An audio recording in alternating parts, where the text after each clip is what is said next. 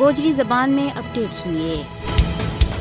بھارت کا غیر قانونی زیر قبضہ جموں کشمیر بین الاقوامی طور پر تسلیم کیے متنازع علاقوں ہے اور مودی کا 5 اگست 2019 کا غیر آئینی اقدامات بھی اس حقیقت نہ کسی بھی صورت میں بٹا نہیں سکتا۔ بھارت کی ہٹ درمی جڑی کشمیر کی متنازع حیثیت نہ تسلیم کرن کے واسطے تیار نہیں ہے۔ کشمیریاں کا اقوام متحدہ کی قراردادوں کے مطابق رائے شماری کا مطالبہ نے بھارت نہ تمڑا دیتا ہے، جڑو مودی حکومت فوجی طاقت کا بلبوتا کے اوپر ریاست جموں کشمیر کی عوام نہ دباؤن کی کوشش کر رہی ہے۔ بھارت کشمیریاں نہ ان کا مطالبہ خود ارادیت کی وجہ دے ہاتھ دین کی بنیاد پر قتل، گرفتار، پریشان اور ان کی املاک نہ تباہ کر رہی ہے۔ حالانکہ کشمیری عوام صرف اقوام متحدہ کی قراردادوں کے مطابق تنازع کشمیر کو فیصلہ چاہیں۔ مقبوضہ علاقہ میں بین الاقوامی سربراہی اجلاسوں کو انعقاد یا غیر ملکی سفیروں کا نام نہاد دورہ و اہتمام جموں کشمیر کی متنازع حیثیت نہ بٹا نہیں سکتا۔